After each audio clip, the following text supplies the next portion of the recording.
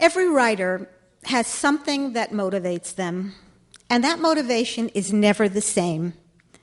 It comes from a lifetime of experiences and beliefs. It begins with the parents that you were born to, the home that you grew up in. It's a distillation of 1,000 joys and sorrows and hopes, which turn a person into a unique individual, a little world that cannot be duplicated. When I first began to write, I actually didn't realize that. My first book, Jephthah's Daughter, was about a Hasidic princess who's matched up with a Torah prince and scholar who turns out to be a terrible, abusive frog.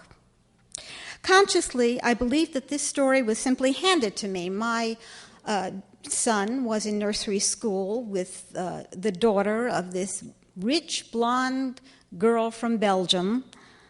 And, we smiled at each other the way mothers smile at each other when they drop their kids off at nursery school, until one day I didn't see her anymore. And I asked somebody, what happened? Where is she? And she said, didn't you hear? She rented a hotel room on the 21st floor of the Sheraton Hotel in Tel Aviv. She took her child in her arms, and she jumped. I thought that mistakenly, the motivating factor for writing Jephthah's Daughter was to explain the why of that young mother's story. Why would a normal, intelligent, lovely young religious woman commit such an act of desperation and cruelty? I thought that the motivation for writing this story was curiosity. I did my research, and I wrote this book explaining the sad and appalling reality that had led to such an act. If you've read Jephthah's Daughter, then you know what I'm talking about, and if you haven't, then just put it on your list.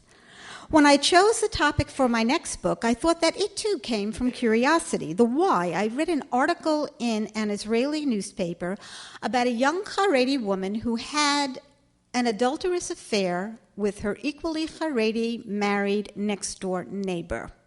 How did they catch her?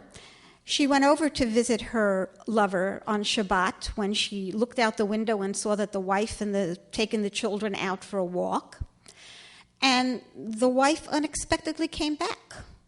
So instead of saying, hi, Malka, I came to borrow a cup of sugar, she panicked and she tried to get back to her apartment through the porch. And, of course, the porch faced the street, and the entire neighborhood saw her, so it was a bit of a problem. The consequences for this woman was absolutely devastating. Her husband, her children, everything was lost to her. She became an outcast to her Haredi society, and I thought, how could such a thing happen to a nice Beit Yaakov girl? My imagination supplied the story in this case, and the result was my second book, Sotah.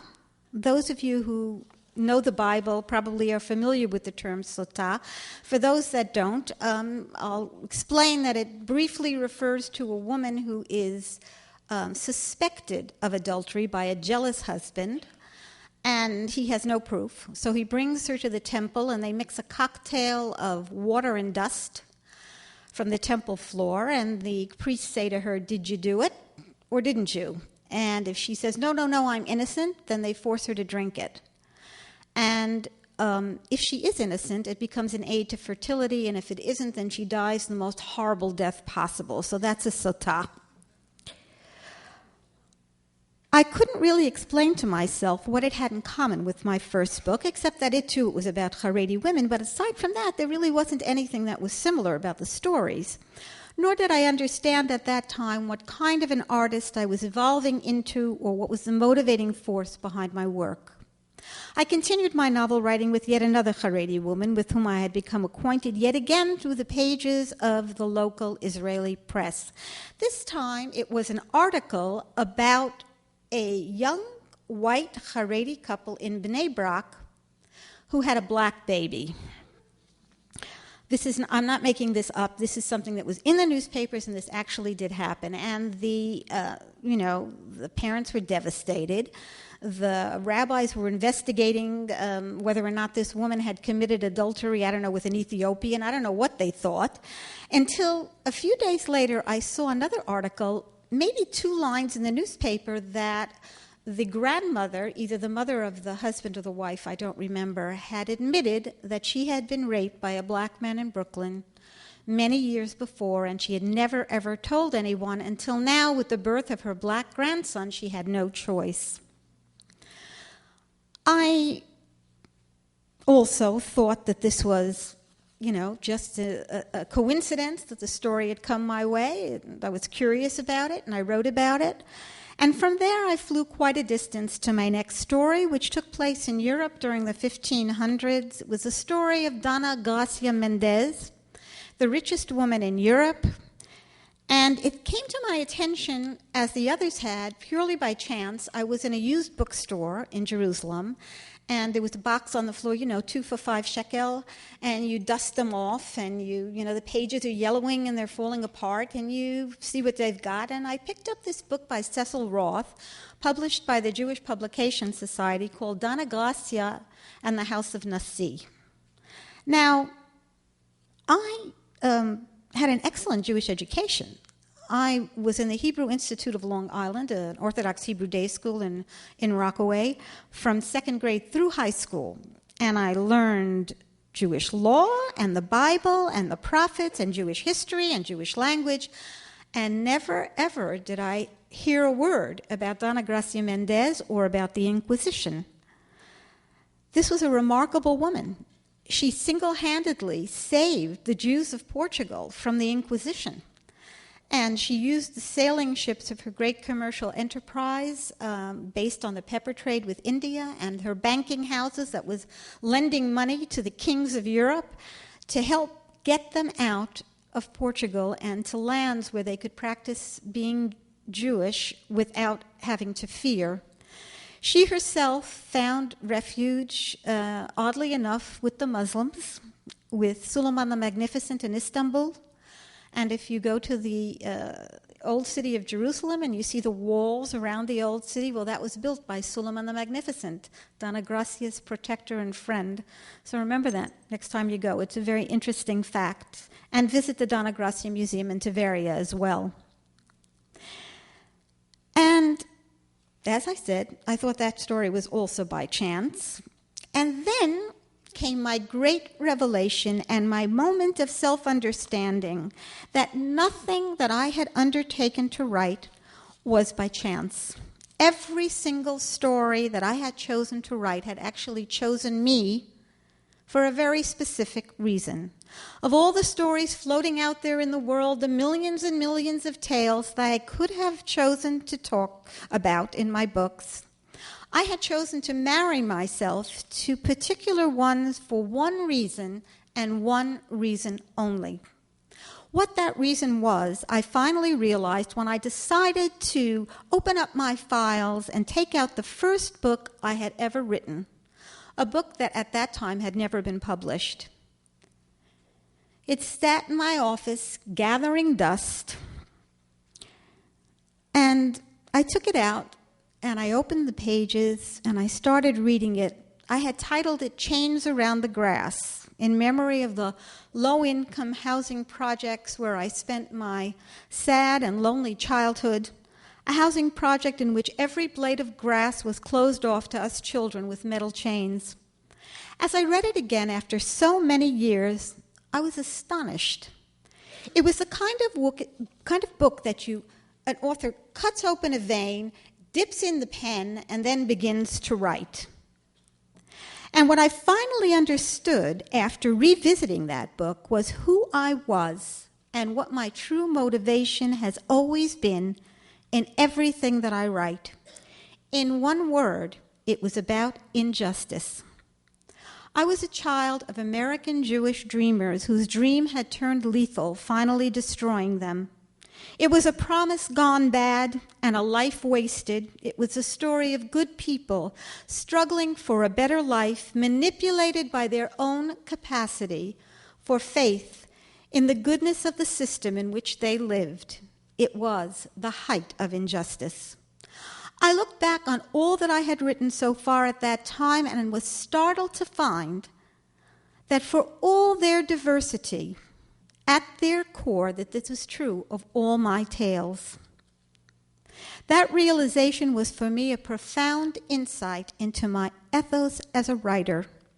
That which motivated me and grabbed me by the throat and smashed me against the wall, demanding to be taken notice of, were tales of injustice.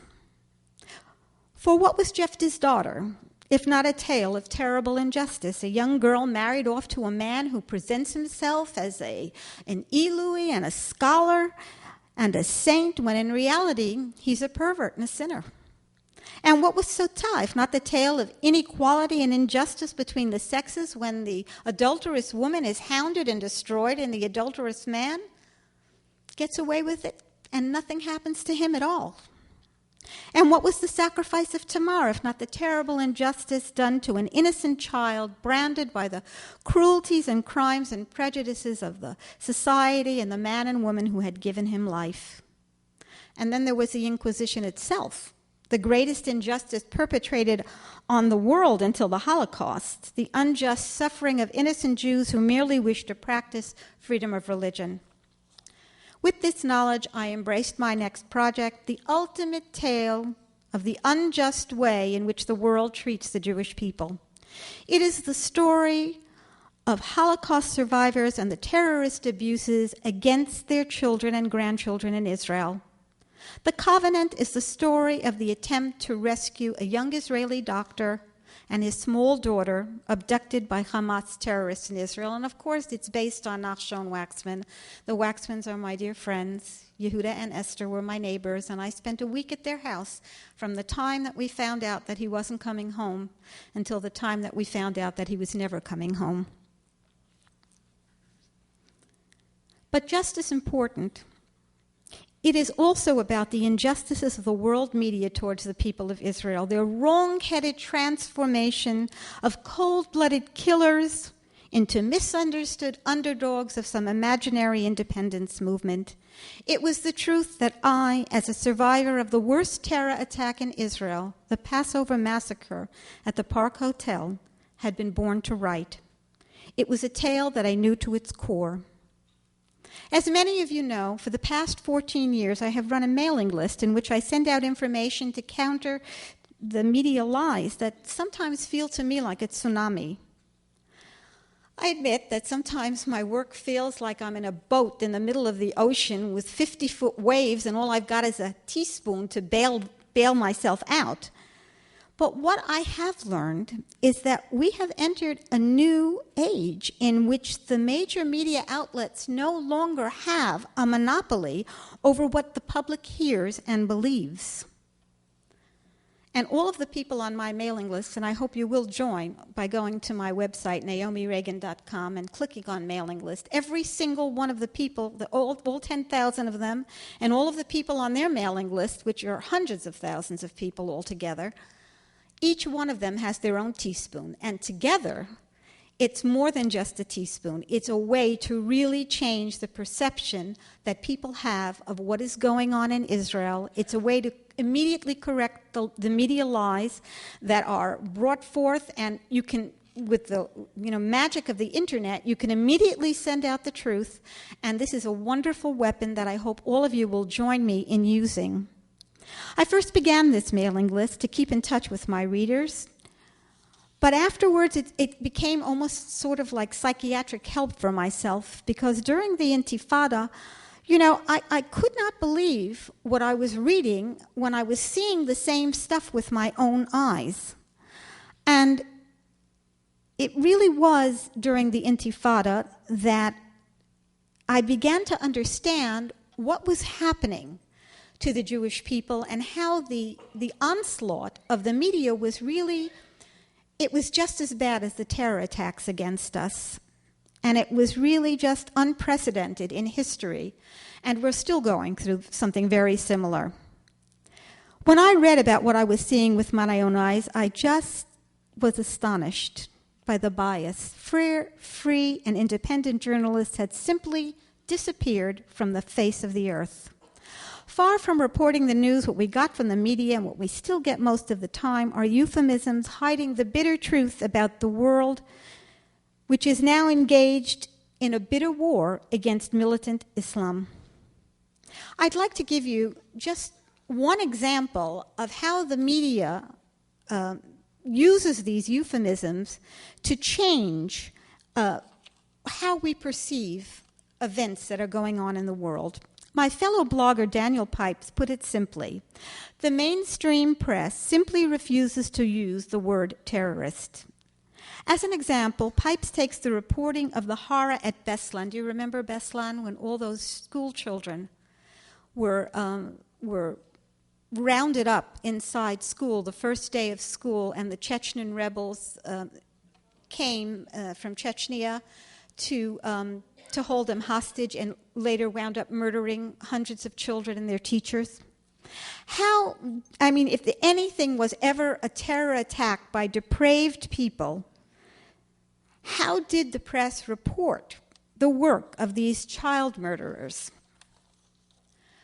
National Public Radio called them assailants, The Economist attackers, The Guardian bombers, the Associated Press used the word captors, Agence France Press called them commandos, the Los Angeles Times hostage takers, United Press International called them extremists, the New York Times insurgents or perpetrators, the Chicago Tribune called them militants, the BBC called them radicals, the Sydney Morning Herald rebels, the Christian Science Monitor separatists, while the Washington Post obscenely titled them simply fighters. But my personal favorite was the Pakistan Times, who called them activists, like people trying to save the rainforests. The origins of this unwillingness to call a terrorist seems to lie in the Arab-Israeli conflict. Reuters' Nidal al-Mughrabi advised his fellow reporters in Gaza to avoid trouble by, quote, never using the word terrorist or terrorism in describing Palestinian gunmen and militants. People consider them the heroes of the conflict, unquote. This is why I started my news and information mailing list, and I do my best with my little teaspoon, trying to correct the deluge of lies that's engulfed the world and every decent thinking person in it. I do it because of the injustice involved. I'm also involved in an endless battle for women's rights in Israel. My latest activity has been to counter the ultra-Orthodox desire to put women at the back of the bus, literally. Sex-segregated public buses were expanding their empire with hundreds of buses all over the country until one day, absolutely by chance, I got on a bus at the first stop. It was not marked, and it was completely empty. And I chose a seat at the front of the bus, a single seat, so that, God forbid, a man wouldn't have to sit next to me. And I began a ride that I will, for the rest of my life, I will never forget. As men entered the bus, first of all, women didn't even get on the front door. They got on the back door. And as men entered the front door and saw me sitting there, one after the other, there was one especially that stood sweating over me, yelling at me, calling me names, saying he was going to call the police.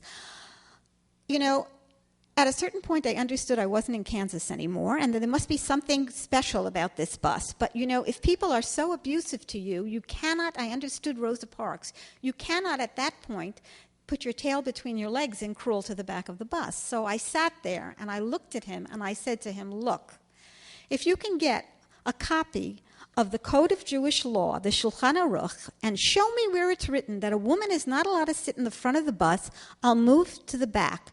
But until then, get out of my face.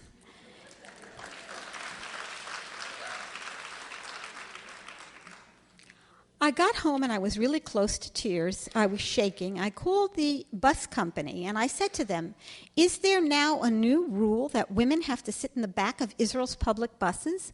And they said, no. There is no such thing as a sex-segregated bus in Israel. Of course, if people voluntarily want to sit where, you know, the men in the front and the women in the back, we don't stop people from volunteering to sit. Well, I told them I didn't volunteer, I was volunteered. And that's not the same thing. I wrote an article about this for the Jerusalem Post, and a year later I got a phone call from the Center for Jewish Pluralism, which is run by the Reform Movement in Israel, and All power to them. And they asked me if I wanted to join a class action suit by 4 other also religious women like myself who had been similarly abused, and we would take the Minister of Transportation and the bus companies to the Supreme Court. And that is what we did. And it is now almost 4 years later, and I hope you'll ask me later what's happening with that, because I'd love to expand upon it. Probably because of the heartbreak and pain in writing The Covenant, I chose for my next tale something in which I could put to good use my sense of humor. In The Saturday Wife, I take on the modern Orthodox Jewish community in America, which, unlike the Haredi world, is my own milieu. Although still seeking to right wrongs, it was a book that took a lighter note. Many people wrote that they laughed all the way through it, which is what I did when I wrote it, and every time I looked through it, I thought it was very funny. But still others were profoundly shocked and outraged, and I'm really sorry for that, but a satire, if it's any good, is outrageous. Jonathan Swift's modest proposal, he suggests that in order to solve the famine in Ireland, that the Irish should be encouraged to bake and boil and stew and then eat their babies. Certainly, that's a satire. With my characters Delilah, the world's worst Rebbitzin, and her good-natured but flawed husband Reb Chaim, I create a modern Orthodox version of Madame Bovary. Little did I know that soon after the book would be published, Mr. Madoff would actually do all of the things that I said in the book and was making fun of. One day in 2007, while I was sitting at my computer working on The Saturday Wife, I received an email that wiped the smile off my face. What I read was a brutal, thuggish extortion letter on the letterhead of an ultra-Orthodox Israeli lawyer. He accused me of violating the copyright of a self-published author I had never heard of, let alone read.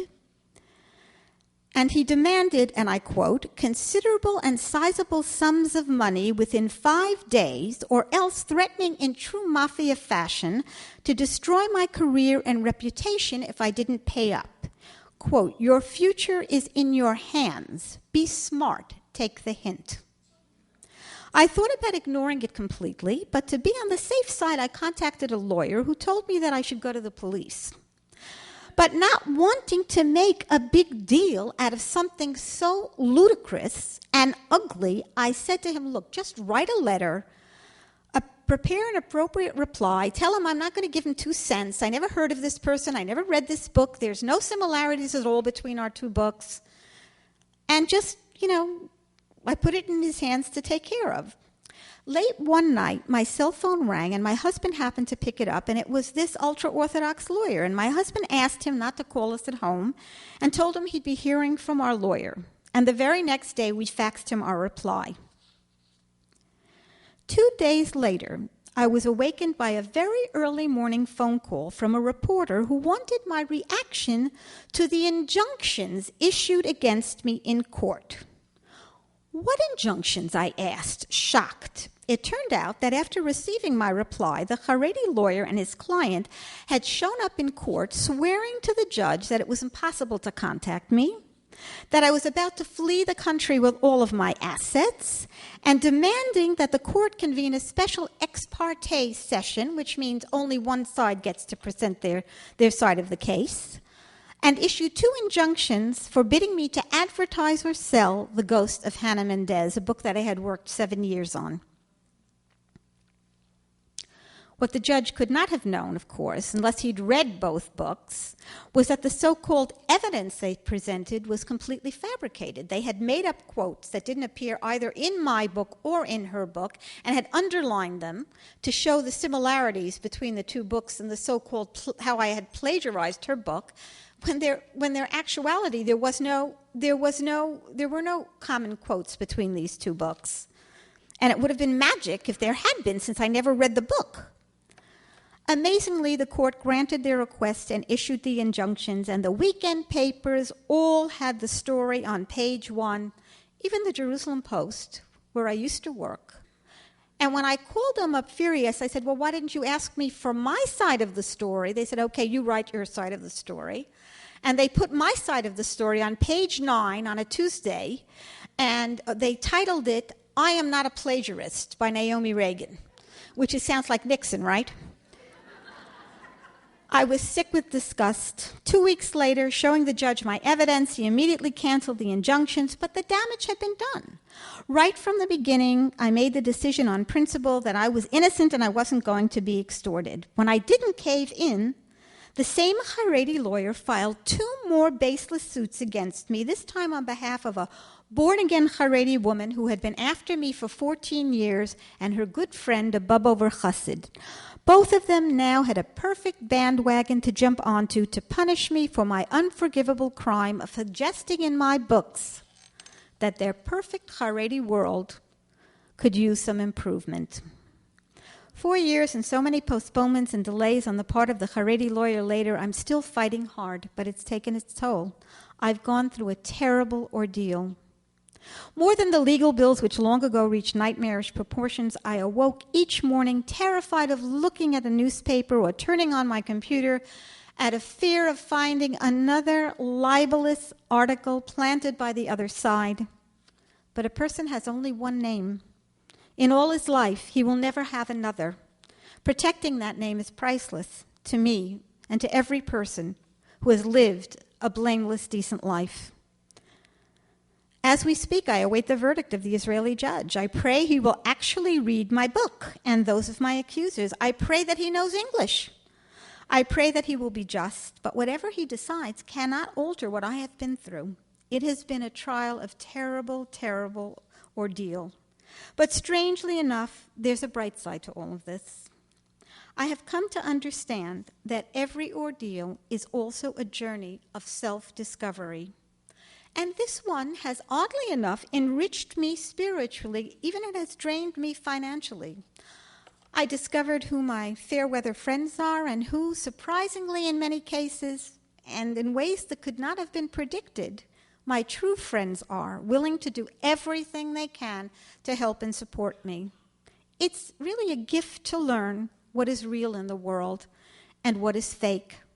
And it takes a true ordeal to shake out all that is false, and hopefully to get rid of it. I thought about what to do with everything that had happened to me, with my pain, my frustration, with the slow-moving justice system, with the scandal-hungry media, with the anger at so-called friends and pious rabbis who were so nice to me every time they invited me to one of their fundraisers, but when I needed them, they couldn't find my phone number. As a writer, I have enormous advantage. Everything that happens to me, good or bad, it's material. And so I did what is most natural to me. I decided to share these hard-won lessons in a novel. For me, the writing of the 10th song was not the simple telling of a story. More than any other book that I've written, it was for me an act of salvation and redemption.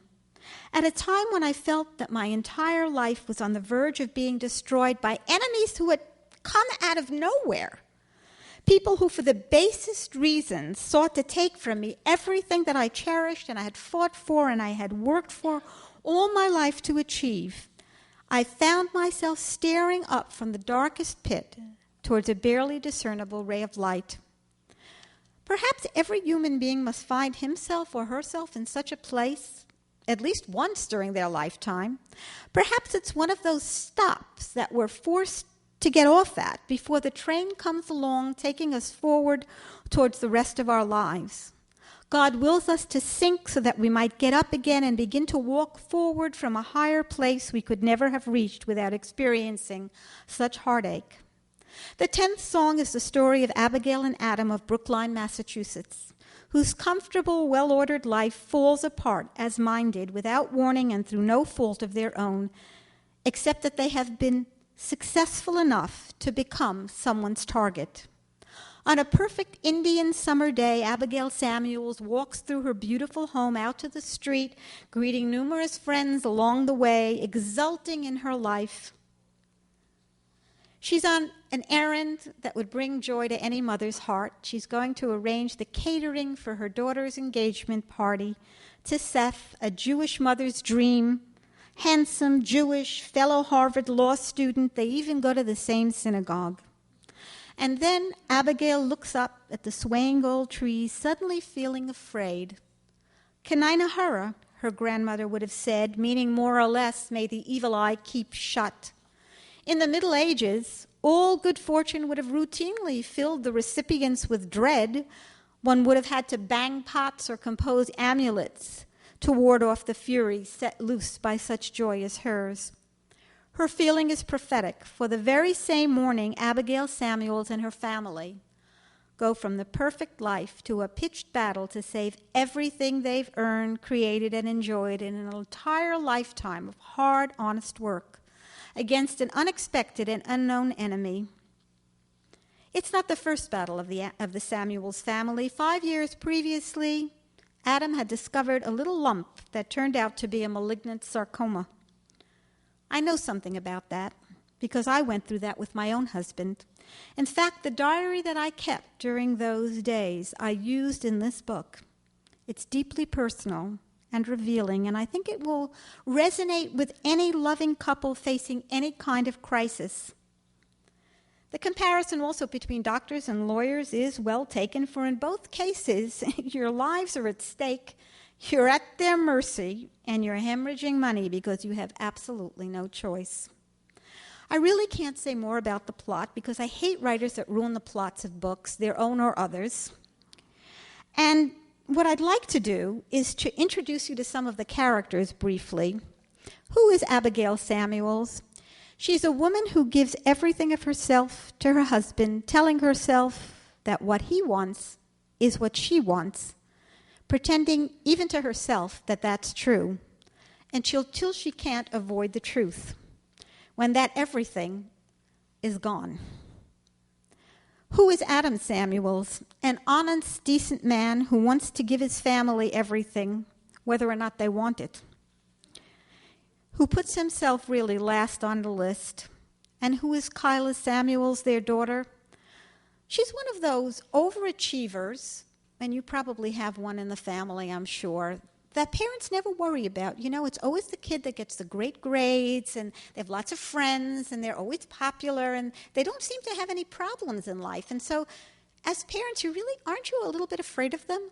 I know I have one like that. I'm a little bit afraid of him. I really am, because he seems to know better, and he always seems to do so well. But the parents don't ever stop to consider, and certainly the child never stops to consider, if all this success is really what they want. She's selfish and perhaps a little bit spoiled. She's the kind of kid parents love to spoil.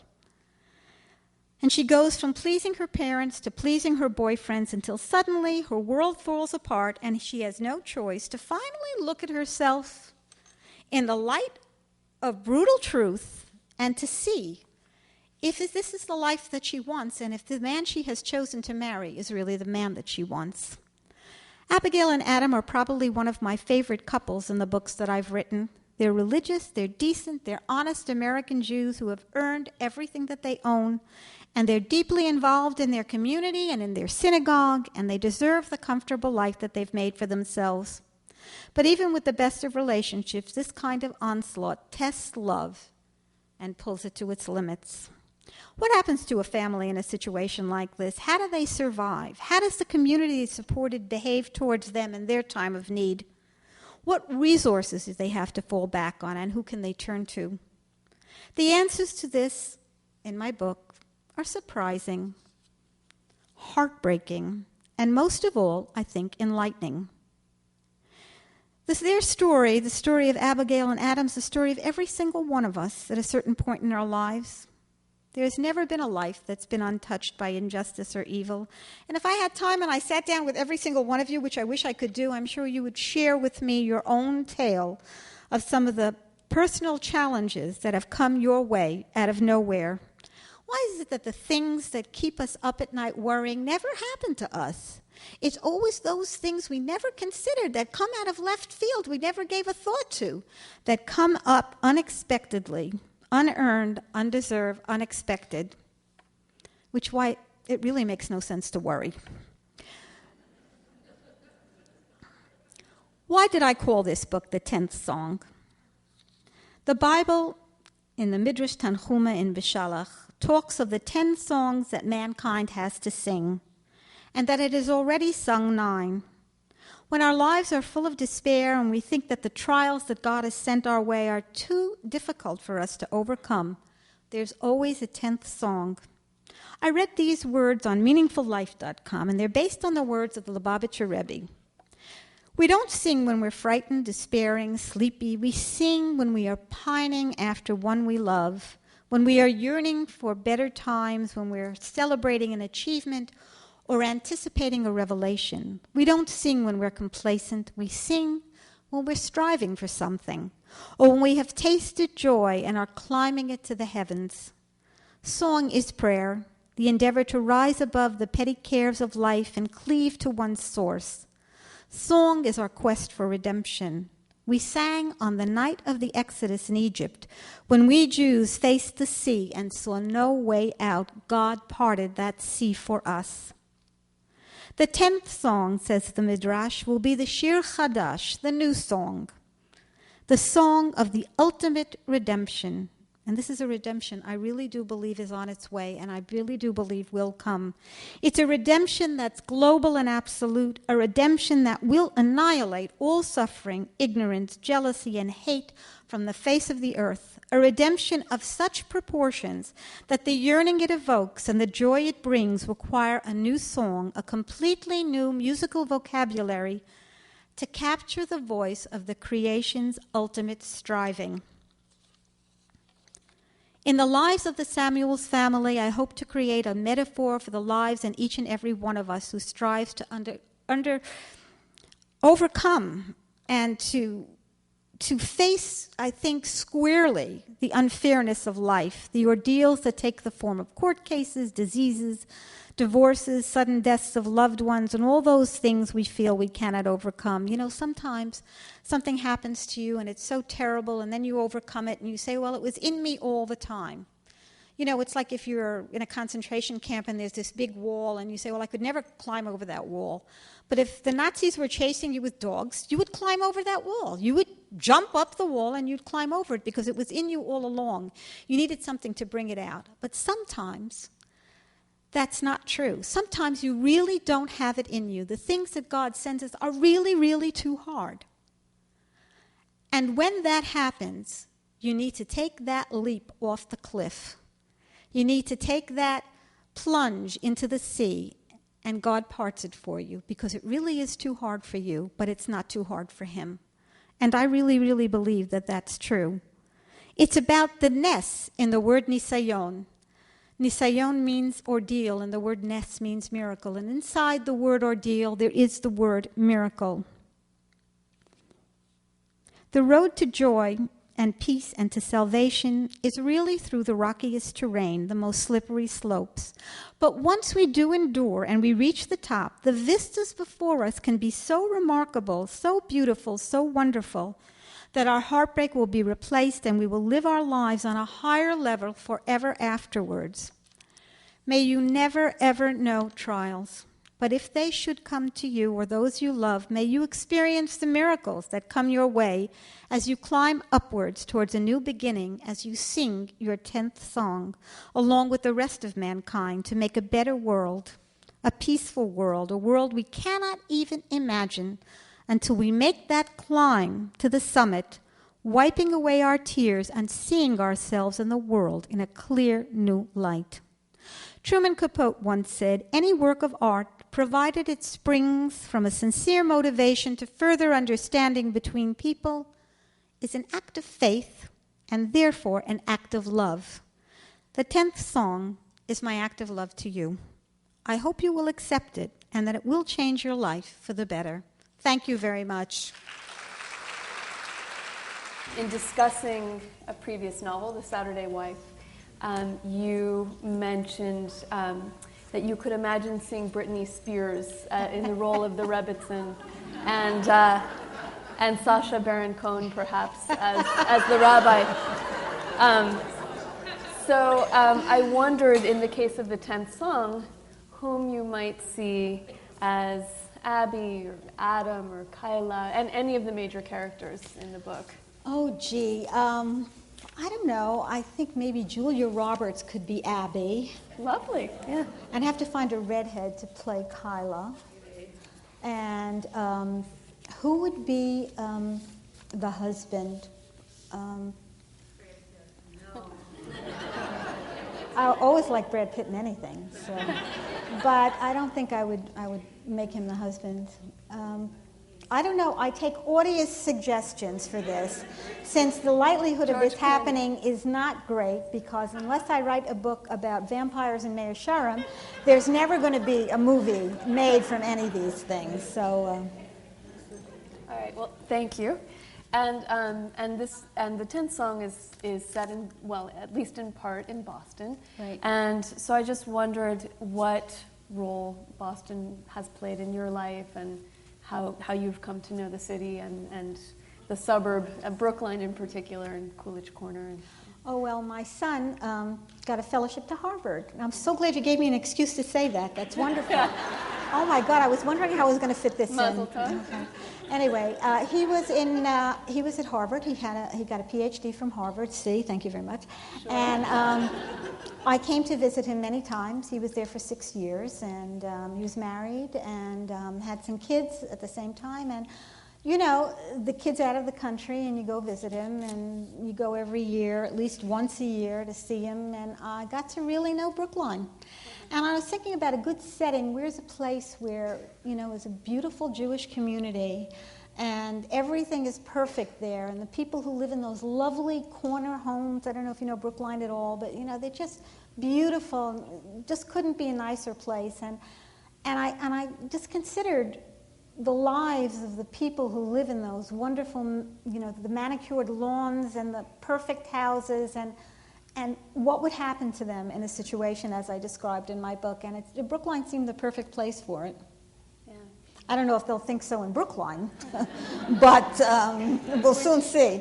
Which leads to my next question is, well, whether you read your reviews or feedback in general, and if so, if there's anything that has surprised you, at least thus far, about readers' responses to this novel. Well, I always read my readers' letters, because I always feel that somebody who's paid for a book and has something to say to the author, I mean, they've taken hard-earned money out of their pocket, and they deserve to be heard. But I never read critics, because they get the book for nothing. And the last time I read a review was 20 years ago, and it was a review in the New York Times about Jephthah's daughter, and the woman who gave me the review thought that I was making it up. She thought that everything I said was a new form of a horror genre. She called it Gothic Jewish. And I said, look, this happened to my neighbor. It happens all around me, and this woman's an idiot. So I said to myself, she got the book for nothing. She's an idiot. Why would I want to read a review by an idiot who got the book for nothing? So that was the last review I read. But if you write me and you say that you bought a copy of the book and you're a reader, I will read what you have to say. Absolutely. So critics should then disguise themselselves as members of the public. Well, you know, the critics, they publish it because they can't do anything else with themselves. If they knew how to write a book, they'd write a book. So instead of that, they review books. They give you, they don't know anything about anything. And I must say this, because I have a master's in English literature that I got from Hebrew University. And so I'm not completely foreign to academia. I know how literary critics think. And I have to say that when I first wrote my first book that was almost never published was the book that I wrote according to what the critics say to you when you're reading them, what a good book is. You know, you have to show, don't tell, and you have to do this. They're idiots. They're just idiots. That's not the way you write a book. And all of these, prescriptions that they give you for what makes a wonderful book, that's because they never wrote a book, so they tell you what they think would be a great book. But it's not true. And until I washed myself clean of everything that I had learned and all of the prescriptiveness of literature is this and literature is that, I was able to start actually writing something which was worth reading. And it's carried through. It's carried through, to all my feelings about the negative criticism that we give our writers when we should. I think you didn't like the book, but you don't have to pontificate about it. You didn't like it, so that's your problem, you know? Well, so speaking of your approach to writing, do you find that your approach to writing novels versus plays is different? Well, the first time I wrote a play, I got a phone call from the head of the National Theater in Israel, Mr. Agmon, and he said to me that there was a new initiative in Israel. They wanted to ask novelists to try to be playwrights because I guess there was a dearth of plays in Israel. And I very foolishly said yes because I thought, how hard could it be? I had written many novels by that time, and I undertook to write a play, and boy was I sorry. That was so difficult. First of all, it was tremendously different from writing a novel because it's like a marriage, except you've got more than one husband. You've got the director, and then you've got every single one of the actors, and I had I'll give you an example. I had a line in my play which was taken from the Bible. The name of the character is Ruth, and she says to her mother, "Where you go, I will go. Where you lie, I will lie. Your God will be my God." So the actress says to me, "I don't feel those lines. I don't think I can say that."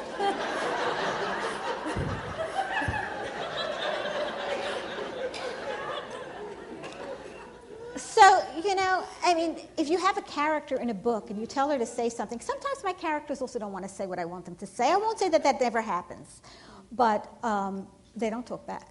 That's number one. And did you enjoy getting to see theater audiences react to your work? Well, a play is sort of magic, It's like you see the things you write come to life, and you're sitting and watching it. And also, the actors and the director, they make tremendous contributions to what you write. What you write is really not that important, because mostly you're just giving sort of directions to them, you're giving some dialogue, and there's very few things you're allowed to say in a play. You can't talk about the past, it's very hard to talk about the future, you only have now. The stage is now. And it was, for me, really almost like an alchemy, to see the words come alive. And then you sit in the audience and you see where they laugh. And it's not necessarily where you thought they were going to laugh. And you see sometimes people have tears in their eyes, and you see people actually crying at a certain point in the play. And you say, well, I've reached them, I touched their heart. Whereas when you read a novel, it's a private thing. An author never gets to see somebody reading a novel. It's done very privately. It's in your own home. And this is a collective experience that you can share with people, and you can share your words collectively with people, and you get to see their reaction. In a room full of 600 people, you get to see their reaction. So there's something, it's very wonderful, but it's much harder because you're never finished with a play, Even now, it's like rewrite it. Everybody always wants to rewrite it. They want to change this, change that. With a book, you're finished, but you can work on a play for years. And then you get a new director who wants to change everything, and somebody who can't say the lines, so it's hard. And when did you really know that you wanted to be a writer, and who were your major literary influences? When I was in third grade, they gave out a prize for an essay, which was a little gold necklace that said Highlight on it, which was the name of my school. And I won one for writing this essay. And I thought to myself, you can turn a piece of paper into a little piece of gold by writing on it. And that was sort of, like magic, and I've stuck with that. And my influences, oh, gee whiz, I have to say it started with Louisa May Alcott, with Jo in the attic, writing her books. And I think that book is sort of revelatory for many women because it was the idea that a woman can be a writer. Yeah. And, here was a girl who wanted to be a writer, and I also felt the same way she did. I also wanted to be a writer, and I didn't have an attic. I was so upset I didn't have an attic. I lived in an apartment house. There was no attic. And I figured, how am I going to be a writer if I don't have an attic? But it turned out okay anyway. You've done okay for yourself. And yes, though clearly writing has worked out for you, on your publisher's website, you are quoted as saying that a fantasy job of yours is to be a Hasidic Rebbe. And so I was wondering what the sort of allure of that gig was for you. Actually, I was thinking more in terms of reincarnation. And if I ever get reincarnated, I want to be a Hasidic Rebbe, because that is the best job in the world. All you have to do is sit by the table and eat and give people your crumbs, crumbs of your wisdom, crumbs of your challah, crumbs of your kugel. It doesn't matter. Just give them your crumbs. And you have a wife who takes care of everything. And I just can't imagine a better job than that. Fair enough. I think I'd like that too. Yeah. Yes. And you were beginning to speak earlier about your status as the Rosa Parks of Israel. And I had read a bit about the class action lawsuit against, I think it's Egged and Zan. So I just wanted to ask for the update and see where that stands. This is such an unbelievable story. We went to court, and the judges in their wisdom and their strength and truly heroic stance said, let's appoint a committee. They needed a committee to study whether women on a public bus should have to be forced to sit in the back. So the Ministry of Transportation appointed a committee, and we waited for a year and a half. We all were asked to appear before this committee. I was asked to appear, and I told them my horror story, and 4 other women told them how they got on a bus in the middle of the night, and they were wearing pants, and the bus driver and the men on the bus wanted to put them off the bus in the middle of the road, in the middle of nowhere at 12 minutes. Stories like this. So the committee heard all the stories. And they came back, and I was really glad to see that they said something very revolutionary. In Israel, which is a democratic country, there is no way that the public transportation system can involve itself in a scheme to put women in the back of the bus. Extremely original and brave, don't you think? But what was even more original and astonishing was that the Minister of Transportation said about his own committee, I don't agree with them. I think it's possible for us to run these buses. It'll be, you guessed it, voluntary. And we'll have a trial period where it'll all be voluntary. I said to him before we went to court, it was all supposed to be voluntary. So how is this going to be any different? No, this will now really be voluntary. So they had a hotline, which they did not give the number out to anybody. And they had inspectors that were supposed to inspect the buses to see what was happening on the buses. And the report said we were on these buses, and when we were told to move to the back, we moved to the back, and there was no problem. So that's what we're up against. And at the end of the month, we're going back to court. We, of course, have protested this ridiculous situation. And we are now hoping that the 3 judges who the government of Israel pays to be Supreme Court judges will be able to figure this one out. But I can't make you any wild promises because, the whole thing was so surprising from the beginning. It's because of the coalition partners that the Minister of Transportation is not a religious man, and he has ultra-Orthodox coalition partners who want these buses. You should know that the Haredim themselves don't want these buses. Haredi women and Haredi men have contacted me, have contacted the reform movement, thanking us for bringing these court cases because they hate these buses. They want to sit with their wives. The mothers want to sit with their sons. They absolutely hate these buses. The ones who are pushing the buses are certain machers in the community that have nothing else to do with themselves, and this is what they're spending their time on. And they closed a few streets a few weeks ago so that women can't walk down certain streets. Don't ask. It's not getting better, it's getting worse. But follow my mailing list because I will be in court when this happens, and I will tell you right away what the decision of the court is. Probably to appoint another committee to study this committee. And speaking of your mailing list, I will ask what will be my last question of the evening, and then we can open it up to audience questions. But many fiction writers would just as soon avoid writing about politics, and you've discussed a bit how you got into that arena, but is there ever a concern that a particularly polarizing political view might alienate a portion of your fiction audience, or is there crossover between your audiences, between those who read your political opinion and those who read? I mean, as far as you know, is there crossover between the two?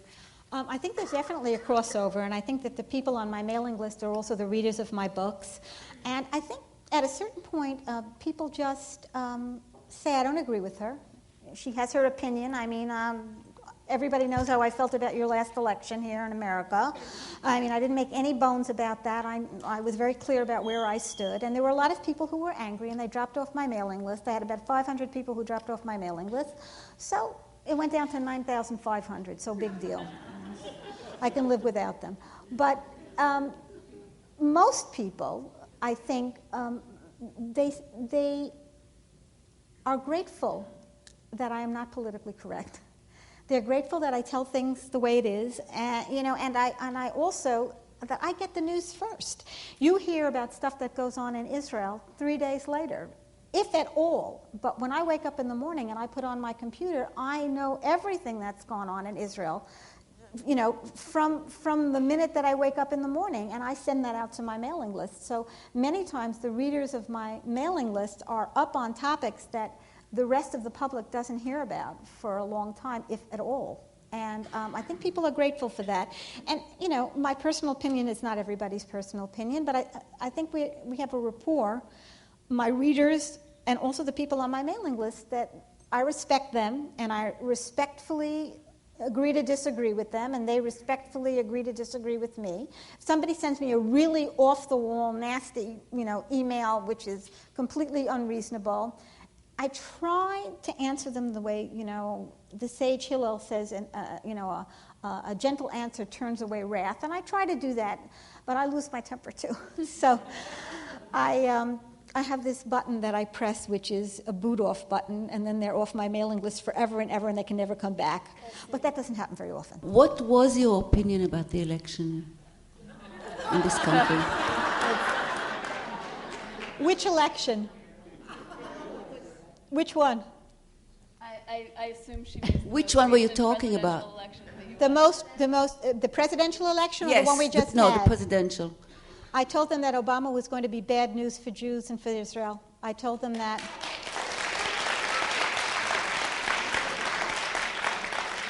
And I begged people not to vote for him. How did you know? Voted for him. How did you know? None of us knew. Anybody who knew who his advisors were, anybody who looked into his background knew that he was not a friend, that he was not a friend of Israel. All of his advisors were anti-Israel. He had Zbigniew Brzezinski. He had all of the people from the Carter administration that were anti-Israel. These were the people who were, talking in his ear. And there was no question that this was going to be a big problem for Israel. No question. And people got really angry when I told them this. They didn't want to listen to me. But I think, we went through the same thing in Israel.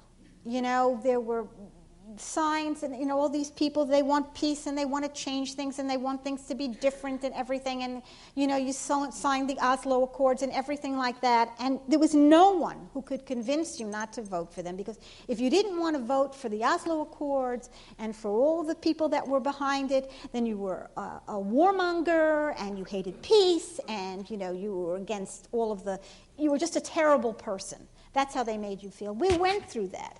And what happened was they started killing our children in the streets.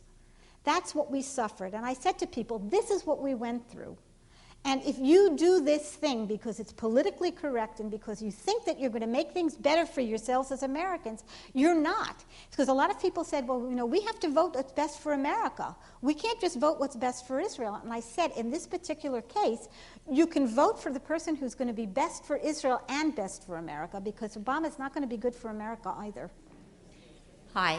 First of all, we have a book club, and some of the members are here. We always read your books. Thank you. And we love you, of course.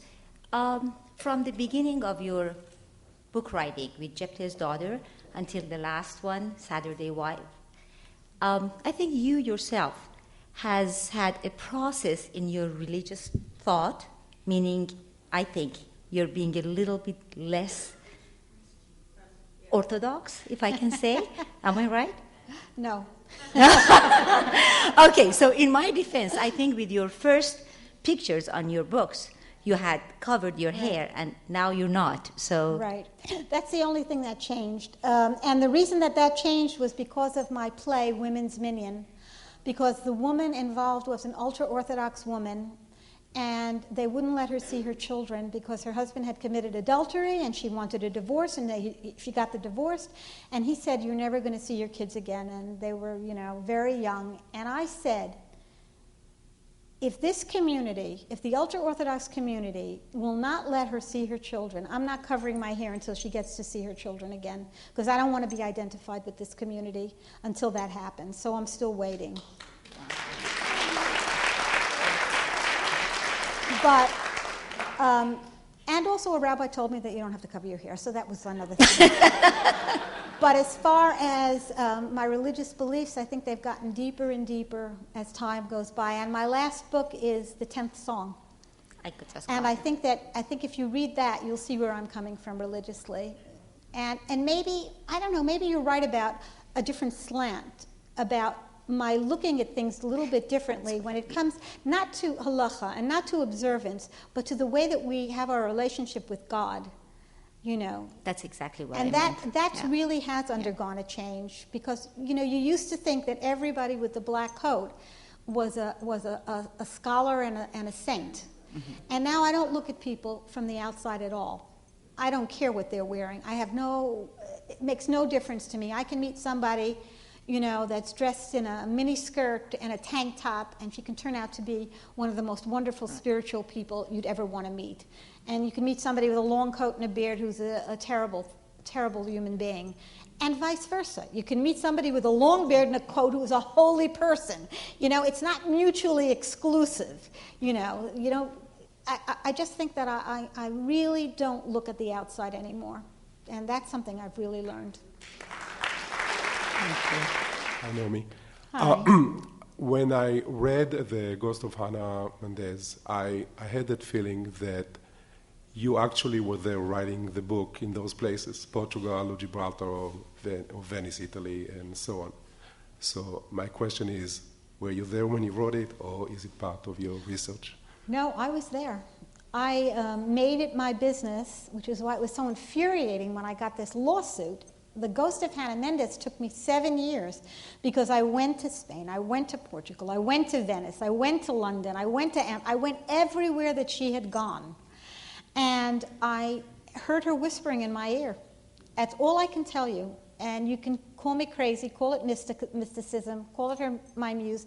I heard that woman whispering in my ear. And I really think it was in those places where, there were so many experiences that I had in Spain that were indelible and that I will never forget. They were just really special. And thank you again for coming.